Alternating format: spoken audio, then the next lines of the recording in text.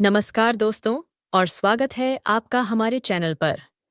आज हम एक ऐसे प्रश्न की गहराइयों में उतरने जा रहे हैं जो सदियों से करोड़ों लोगों के मन में गूंजता रहा है।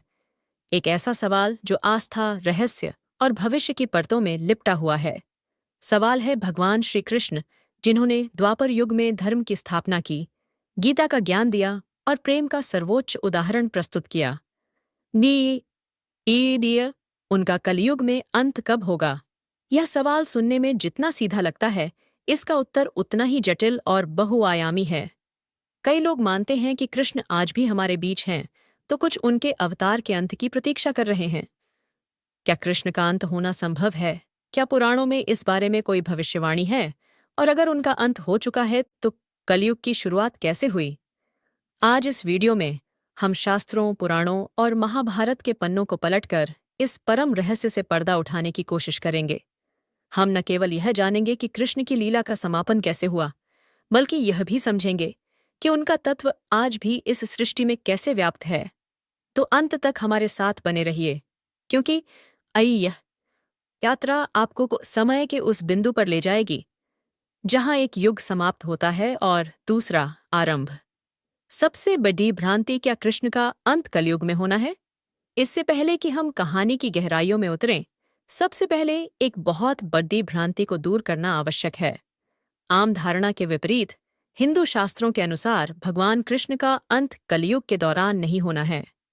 सच तो यह है कि भगवान कृष्ण के अपने भौतिक शरीर का त्याग करते ही उसी क्षण से कलयुग का आरंभ हुआ था।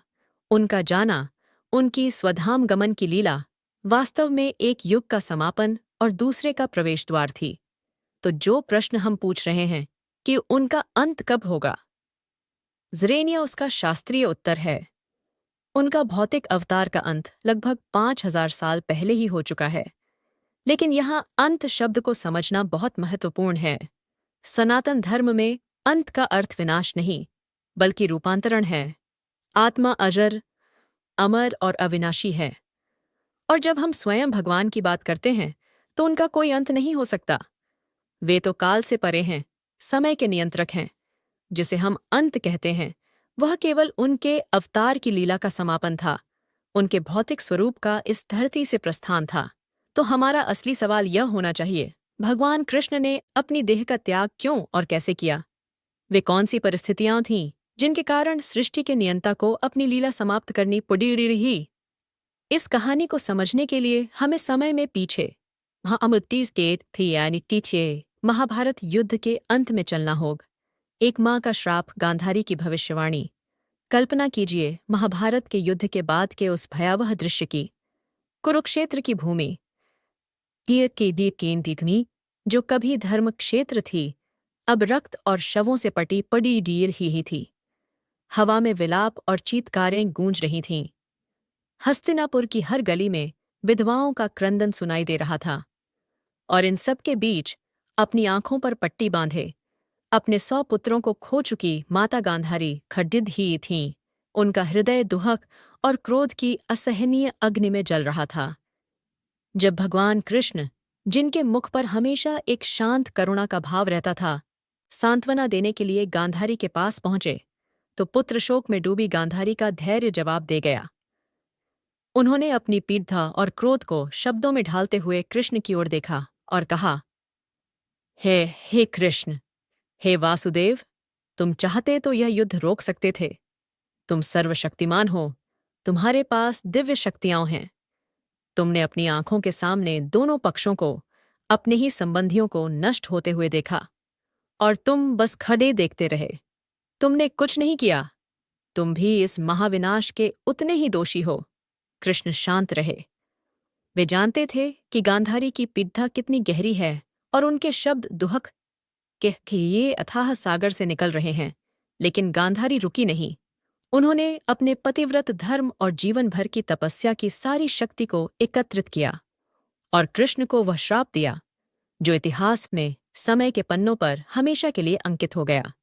महाभारत के स्त्री पर्व में इस घटना का बड़िद्दा ही मार्मिक वर्णन मिलता है। गांधारी ने अपनी कांपती हुई लेकिन दृढ़ आवाज में कहा, यस्मात् परस्परम घ्नन्तो जातयः कुरु पांडवा उपेक्षितास्ते गोविंद तस्मात् जातीन वदिष्यसि।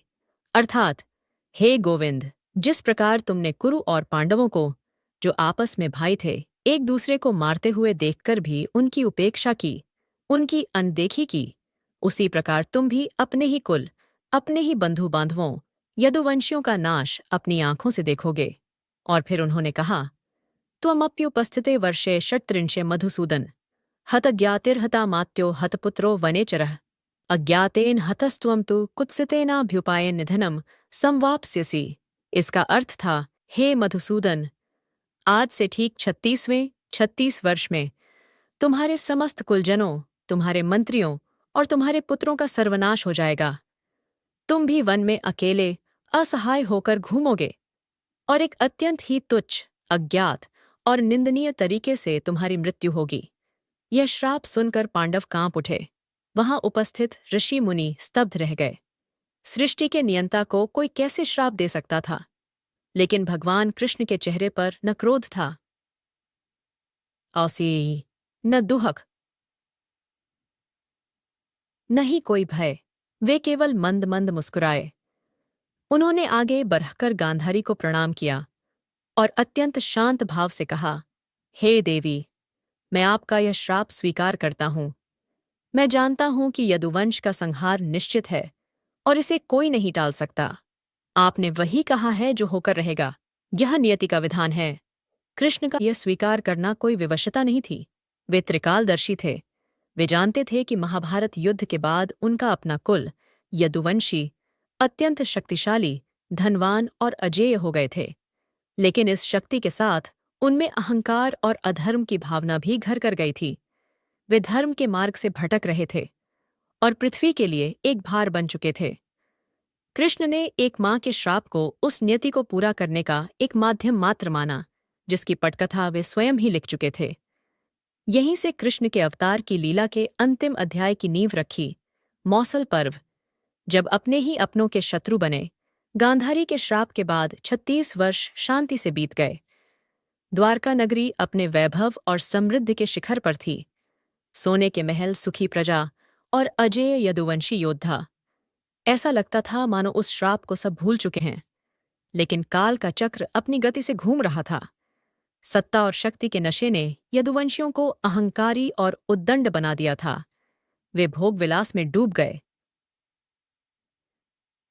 उनका आचरण बिगड़ी गया और वे धर्म, मर्यादा और यहाँ तक कि पूजनीय ऋषियों और ब्राह्मणों का भी अपमान करने लगे। एक दिन सृष्टि के कुछ महान ऋषि विश्वामित्र, कण्व और देवर्षि नारद द्वारका पधारे। नगर के कुछ उद्दंड यदुवंशी कुमारों ने, जिनमें कृष्ण के पुत्र सांब भी शामिल थे, उन परम तपस्वी ऋषियों के साथ एक बहुत ही भद्दा और अपमानजनक मजाक करने की सोची। उन्होंने सांब को एक स्त्री के सुंदर वस्त्र पहनाए, उसके पेट पर एक कप दधा इस तरह बांधा कि वह गर्भवती स्त्री लगे, और फिर उसे ऋषियों के समूह के सामने ले जाकर खड्डे हो गए। उपहास करते हुए उन्होंने पूछा, हे मुनिवर, आप तो त्रिकालदर्शी हैं। यह बभ्रू की पत्नी है और गर्भवती है। क्या आप अपनी दिव्य दृष्टि से बता सकते हैं कि इसके गर्भ से पुत्र उत्पन्न होगा या पुत्री? यह सुनकर ऋषि क्षण भर के लिए शांत रहे। उन्होंने अपनी योग दृष्टि से उस बनावटी गर्भ के पीछे का सत्य एक पल में जान लिया। अपनी शक्ति और पद का ऐसा घोर अपमान देखकर उनका क्रोध भड़क उठा। उनकी आंखों में तेज आ गया और उन्होंने श्राप देते हुए कहा, अरे मूर्खों, अधर्मियों, तुम ब्राह्मणों और ऋषियों का उपहास करते हो। सुनो, इस सांब के गर्भ से न तो कोई पुत्र उत्पन्न होगा और न ही कोई पुत्री, बल्कि एक ऐसा विशाल लोहे का मूसल, एक भारी डंडा आईस दाह पैदा होगा, जो तुम्हारे इस समस्त अहंकारी यदुवंश के सर्वनाश का कारण बनेगा। ये सुनते ही उन यदुवंशी युवकों के पैरों तले जमीन खिसक गई। उनका सारा नशा उतर गया। वे भय से कांपते हुए भागे भागे द्वारका के राजा उग्रसेन के पास गए और उन्हें रोते हुए सारी घटना बताई। अगले ही दिन ऋषियों का श्राप सत्य हुआ और सांब ने सचमुच में एक विशाल लोहे के मूसल को जन्म दिया। इस विनाशकारी मूसल को देखकर और श्राप के सत्य होने से भयभीत राजा उग्रसेन ने तुरंत आदेश दिया कि इस मूसल को महीन चूरे में पीस दिया जाए और उस चूर्ण को समुद्र में फेंक दिया जाए, ताकि इसका कोई अंश भी राज्य में न बचे। साथ ही उन्होंने पूरे राज्य में कठोरता से यह आदेश लागू किया कि आज से द्वारका में कोई भी किसी भी प्रकार की मदिरा या अन्य मादक पदार्थ का निर्माण या सेवन नहीं करेगा। खास क्योंकि उन्हें लगा कि यह सारी उद्दंडता नशे का ही परिणाम थी। लेकिन नियति को कौन टाल सकता है? राजा के आदेश पर उस मूसल का बारीक चूर्ण बनाकर प्रभास क्षेत्र के पास समुद्र में फेंक तो दिया गया, लेकिन समुद्र की लहरें उस चूर्ण को वापस किनारे पर ले आईं। उस लोहे के चूर्ण से प्रभास क्षेत्र के तट पर एक विशेष प्रकार की लंबी, नुकीली घास उग आई, जिसे एरका घास कहते थे। यह घास देखने में तो सामान्य थी, लेकिन जब कोई उसे छूता या उखाड़ता तो वह किसी तेज धार वाले खड्ग की तरह हाथ काट देती थी। कहानी यहीं खत्म नहीं हुई। उस मूसल का एक छोटा सा नुकीला टुकड़ा, जिसे पीसा नहीं जा सका था, वह भी समुद्र में फेंक दिया गया। उस टुकड़े को एक बड्ढी मछली निगल गई। कुछ समय बाद वही मछली एक शिकारी, एक भील के द्वारा पकड़ दी गई, जिसका नाम जरा था। जब उस शिकारी ने मछली का पेट चीरा तो उसे लोहे का वह चमकदार कठोर टुकड़ा मिला। उसकी तीक्ष्णता को देखकर शिकारी ने उसे घिस-घिस कर एक अत्यंत घातक और नुकीला बाण, तीर का अगला हिस्सा बना लिया और उसे अपने तरकश में रख लिया, यह जाने बिना कि वह अपने साथ स्वयं यदुवंश के विनाश का एक अंश लेकर घूम रहा है। भगवान कृष्ण यह सब देख रहे थे, सब जानते थे, लेकिन उन्होंने हस्तक्षेप नहीं किया। वे जानते थे कि अब समय आ गया है। यदुवंश के विनाश का मंच तैयार हो चुका था। द्वारका में भयंकर अपशकुन होने लगे। दिन में भी आकाश में अंधेरा छा जाता। चूहों ने एसडी ढाकों पर आतंक मचा दिया था और वे सोते हुए मनुष्यों के बाल और नाखून कुतर जाते थे। माये किए थे। उल्लू और गिद्ध दिन के समय अशुभ स्वर में रोने लगे। इन अशुभ संकेतों को देखकर कृष्ण ने यदुवंशियों को सलाह दी कि वे सभी अपने पापों के प्रायश्चित के लिए प्रभास क्षेत्र की पवित्र तीर्थ यात्रा पर चलें। उनकी बात मानकर समस्त यदुवंशी स्त्री पुरुष प्रभास क्षेत्र के लिए निकल पड़े। लेकिन वहां पहुंचकर नियति के प्रबल प्रभाव से न उपसिकेस खासे वे ऋषियों के श्राप और राजा उग्रसेन के मदिरा निषेध के आदेश दोनों को भूल गए। उन्होंने अपने साथ लाई हुई प्रचुर मात्रा में मदिरा का सेवन करना शुरू कर दिया। शीघ्र ही वे सभी नशे में धुत हो गए। नशे की हालत में वे एक दूसरे को पुरानी बातें याद दिलाकर ताने मारने लगे। सत्यकी ने कृतवर्मा का अपमान किया तो कृतवर्मा ने सत्यकी का। बात छोटी सी बहस से शुरू हुई और जल्द ही एक भयानक लद्दाई में बदल गई। नशे और क्रोध में अंधे यदुवंशियों के पास लत दहने के लिए कोई हथियार नहीं था। उन्होंने आवेश में आकर अपने आसपास उगी हुई वही नुकीली एरका घास उखाड़ ली और उसी से एक दूसरे पर प्रहार करने लगे। ऋषियों के श्राप के प्रभाव से वह साधारण दिखने वाली घास लोहे के मूसल की तरह काम कर रही थी। जिसका भी शरीर उस घास से स्पर्श होता, वह तुरंत प्राण त्याग देता। देखते ही देखते वह पवित्र तीर्थ क्षेत्र एक रणभूमि में बदल गया। पिता ने पुत्र को, भाई ने भाई को और मित्र ने मित्र को मार डाला। कृष्ण और बलराम के देखते देखते उनका पूरा कुल आपस में ही लद्दकर नष्ट हो गया। महाभारत के इस दुखद अध्याय को मौसल पर्व के नाम से जाना जाता है, अर्थात मूसल के द्वारा हुआ विनाश। इस भयंकर और हृदय विदारक नरसंहार के बाद उस विशाल यदुवंश में से केवल 4 लोग ही जीवित बचे। स्वयं भगवान कृष्ण, उनके बड़े भाई बलराम, उनके सारथी दारुक और एक यदुवंशी बभ्रू। लीला का समापन कृष्ण का स्वधाम गमन, अपने पूरे कुल का, अपने पुत्रों और पौत्रों का ऐसा विनाश अपनी आंखों के सामने देखकर बलराम जी का हृदय संसार से विरक्त हो गया। उन्हें गहरा वैराग्य हुआ। वे उस नरसंहार के स्थान से दूर एक शांत स्थान पर एक पेड़ के नीचे जाकर बैठ गए और योग समाधि में लीन हो गए। कुछ ही क्षणों के पश्चात उनके मुख से एक विशाल श्वेत सर्प, जो उनके वास्तविक स्वरूप आदि शेषनाग का प्रतीक था, निकला और धीरे धीरे रेंगता हुआ पास के समुद्र में विलीन हो गया। इस प्रकार बलराम जी ने अपनी मानवीय देह का त्याग कर दिया और अपने दिव्य धाम को लौट गए। अब कृष्ण इस संसार में बिल्कुल अकेले रह गए थे। उन्होंने अपने सारथी दारुक को बुलाया और उसे आदेश दिया कि वह तुरंत हस्तिनापुर जाए। अर्जुन को द्वारका का यह सारा दुखद हाल सुनाए और उसे कहे कि वह आकर यहाँ बची हुई स्त्रियों और बच्चों को सुरक्षित इंद्रप्रस्थ ले जाए, क्योंकि कृष्ण के जाने के बाद द्वारका नगरी भी समुद्र में डूब जाएगी। अपने अंतिम कर्तव्य का निर्देश देकर कृष्ण भी उस प्रभास क्षेत्र के वन में गहरे चले गए। वे जानते थे कि अब उनकी इस अवतार लीला को समाप्त करने का, इस धरती से विदा लेने का समय आ गया है। गांधारी का श्राप अभी पूरा होना बाकी था। वे एक पीपल के वृक्ष के नीचे, उदास नहीं बल्कि एक शांत और स्थित प्रज्ञ भाव से बैठ गए। उन्होंने योगियों की तरह अपनी मुद्रा बनाई, अपना बायां पैर अपनी दाईं जांघ पर रखा, जिससे उनका गुलाबी तलवा ऊपर की ओर दिख रहा था। ठीक उसी समय जरा नामक वही भील शिकारी, जिसके तरकश में मूसल के टुकड़े से बना वह घातक बाण था, हिरण का शिकार करने की खोज में उसी जंगल में घूम रहा था।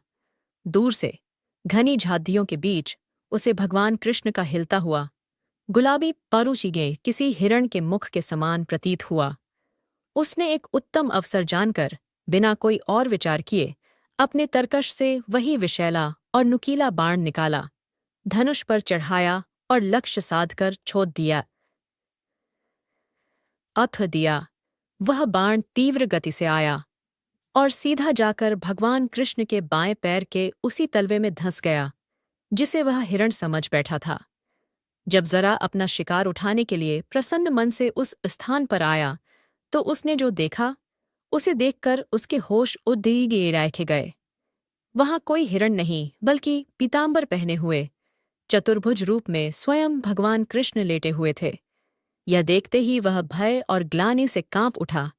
उसे अपनी भयंकर भूल का एहसास हुआ और वह सीधा कृष्ण के चरणों में गिरकर रोते हुए क्षमा की भीख मांगने लगा। तब भगवान कृष्ण ने अपनी आंखों में करुणा लिए मुस्कुराते हुए कहा, हे जरा, डरो मत, उठो। तुमने कोई पाप नहीं किया है। तुमने तो वही किया है जो नियति ने पहले से ही निर्धारित कर रखा था। यह सब मेरी ही इच्छा से हुआ है। तुमने मेरे मन का ही काम किया है। अब तुम मेरे आशीर्वाद से इस शरीर को त्याग कर सीधे स्वर्ग को प्राप्त करोगे। यह घटना एक गहरा दार्शनिक संकेत देती है। कृष्ण, जो स्वयं ईश्वर थे, उन्हें कोई नहीं मार सकता था। उन्होंने स्वयं अपने जाने का विधान रचा। उन्होंने गांधारी के श्राप का मान रखा, ऋषियों के श्राप को सत्य होने दिया और एक साधारण शिकारी को अपनी लीला समाप्त करने का माध्यम बनाकर यह दर्शाया कि वे किसी के प्रति कोई द्वेष नहीं रखते। पौराणिक कथाओं में एक और गहरा संबंध जोधा जाता है।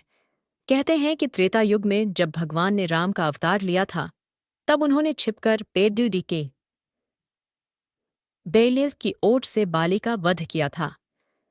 माना जाता है कि वही बाली अपने कर्म का हिसाब पूरा करने के लिए द्वापर युग में जरा शिकारी के रूप में जन्मा था और प्रभु ने उसी के हाथों अपने शरीर का अंत करवाकर कर्म के उस चक्र को भी पूरा किया। इसके बाद कृष्ण ने अपनी योगमाया से अपने भौतिक शरीर को वहीं छोड़ दिया और अपने दिव्य तेजोमय स्वरूप में प्रकट होकर आकाश में विलीन हो गए। वे अपने भौतिक शरीर को त्याग कर अपने शाश्वत धाम गोलोक को लौट गए। इसी परम घटना को स्वधाम गमन कहा जाता है। शास्त्र कहते हैं कि जिस क्षण, जिस पल भगवान कृष्ण ने इस धरती को छोड़ा, उसी क्षण से धर्म, सत्य, क्षमा, दया और ज्ञान की शक्ति इस पृथ्वी पर से क्षीण हो गई और अंधकार, अधर्म और पाप के युग, कलियुग का शासन पूरी तरह से प्रारंभ हो गया। सीए कलियुग का आरंभ और पांडवों का महाप्रस्थान। कृष्ण का संदेश पाकर जब महान धनुर्धर अर्जुन द्वारका पहुंचे, तो वहां का दृश्य देखकर उनका हृदय फट गया। जो द्वारका कभी सोने की नगरी कहलाती थी, जो इंद्र की अमरावती को भी मात देती थी, वह अब श्रीहीन, उदास और वीरान लग रही थी। कृष्ण की 16,108 रानियां, जिनमें रुक्मिणी और सत्यभामा प्रमुख थीं, और यदुवंश की अन्य बची हुई स्त्रियां और बच्चे बिलख बिलख कर रो रहे थे। अर्जुन ने भारी मन से कृष्ण के पिता वसुदेव और बलराम जी का अंतिम संस्कार किया और कृष्ण के आदेशानुसार बची हुई समस्त स्त्रियों और बच्चों को अपने संरक्षण में लेकर इंद्रप्रस्थ के लिए निकल पड़ी डे। लेकिन रास्ते में एक ऐसी अविश्वसनीय और अपमानजनक घटना घटी जिसने अर्जुन को भीतर तक तोड़ दिया। पंचाल और पंजाब के क्षेत्र से गुजरते समय साधारण भीलों और डाकुओं के एक छोटे से समूह ने उनके विशाल काफिले पर हमला कर दिया। अर्जुन, जो विश्व के सबसे बड़े के धनुर्धर थे, जिन्होंने अकेले ही भीष्म, द्रोण और कर्ण जैसे महारथियों का सामना किया था, वे आज उन साधारण डाकुओं के सामने विवश हो गए। उन्होंने अपना दिव्य गांडीव धनुष उठाने का प्रयास किया, लेकिन उसे उठाना भी मुश्किल हो गया। उनके हाथ कांप रहे थे। उन्हें अपने दिव्यास्त्रों को चलाने का कोई भी मंत्र याद नहीं आ रहा था। उनकी सारी शक्ति, सारा तेज जैसे किसी ने हर लिया हो। वे असहाय होकर देखते रहे और डाकू यदुवंश की बहुत सी स्त्रियों और काफिले की धन संपत्ति को लूट कर ले गए। तब अर्जुन को यह कठोर सत्य समझ में आया कि उनकी सारी शक्ति, उनका सारा तेज, उनका पराक्रम केवल और केवल उनके सखा, उनके सारथी भगवान कृष्ण की कृपा का ही परिणाम था। कृष्ण के जाते ही वे एक साधारण मनुष्य मात्र रह गए थे। हताश, पराजित और दुखी अर्जुन महर्षि वेदव्यास के आश्रम पहुंचे। उन्होंने रोते हुए सारी घटना बताई। तब व्यास जी ने उन्हें सांत्वना देते हुए समझाया, हे अर्जुन, शोक मत करो। तुम और तुम्हारे भाइयों का इस पृथ्वी पर जो उद्देश्य था, वह अब पूरा हो चुका है। कृष्ण अपने परम धाम को लौट चुके हैं और उनके साथ ही द्वापर युग भी समाप्त हो गया है। अब कलयुग का प्रारंभ हो चुका है, जिसमें अधर्म और पाप की प्रधानता होगी। पांडवों का समय अब पूरा हुआ। तुम सबने अपना कर्तव्य भली भांति निभा दिया है। अब तुम्हारे भी इस संसार से विदा लेने यानी महाप्रस्थान का समय आ गया है। महर्षि वेदव्यास की बात मानकर पांडवों ने भी संसार से विरक्त होने का निश्चय कर लिया। युधिष्ठिर ने अपने पौत्र परीक्षित को हस्तिनापुर का राज सिंहासन सौंप दिया और फिर पांचों पांडव अपनी पत्नी द्रौपदी के साथ राजसी वस्त्र त्याग कर, वल्कल वस्त्र पहनकर, शरीर का त्याग करने के उद्देश्य से हिमालय की ओर अपनी अंतिम यात्रा पर निकल पड़े। इस यात्रा को ही महाप्रस्थान कहा जाता है। इस प्रकार कृष्ण के जाने के साथ ही उस महान युग के सभी महान पात्रों ने भी एक एक करके इस संसार से विदा ले ली और पृथ्वी पूरी तरह से कलयुग के अंधकार में डूब गई। क्या कृष्ण सच में चले गए? कलयुग में उनकी उपस्थिति, तो कहानी यहां समाप्त होती है। कृष्ण ने देह त्याग दिया। कलयुग शुरू हो गया। लेकिन क्या वे सचमुच चले गए? अगर वे चले गए, तो आज भी करोड़ों लोग उन्हें क्यों पूजते हैं? आज भी हरे कृष्ण का संकीर्तन पूरे विश्व में क्यों गूंजता है? आज भी श्रीमद् भगवद गीता दुनिया की सबसे बड़ी रिधि दार्शनिक और आध्यात्मिक पुस्तकों में क्यों गिनी जाती है? इसका उत्तर अंत और उपस्थिति के बीच के सूक्ष्म अंतर में छिपा है। भगवान कृष्ण के भौतिक अवतार का अंत हुआ है, उनके तत्व का नहीं। इसे ऐसे समझें, सूर्य हर शाम अस्त होता है, पर इसका अर्थ यह नहीं कि सूर्य नष्ट हो गया। वह बस हमारी दृष्टि से ओझल हो जाता है, पर ब्रह्मांड में सदा मौजूद रहता है और अगली सुबह फिर से उदय होकर अंधकार को मिटाता है। भगवान कृष्ण अपनी चेतना, अपने ज्ञान और अपने प्रेम के रूप में आज भी हमारे बीच उपस्थित हैं और कलयुग के लिए तो उनकी उपस्थिति और भी अधिक महत्वपूर्ण और सुलभ है। पहला, श्रीमद् भगवद गीता के रूप में कृष्ण ने कुरुक्षेत्र के मैदान में जो दिव्य ज्ञान अपने श्रीमुख से अर्जुन को दिया, वह आज भी हमारा मार्गदर्शन करता है। गीता केवल एक धार्मिक पुस्तक नहीं, बल्कि स्वयं कृष्ण की साक्षात वाणी है। कहा जाता है, गीता सुगीता कर्तव्य किमन्यः शास्त्र विस्तरैः, या स्वयं पद्मनाभस्य मुख पद्मा द्विनिःसृता।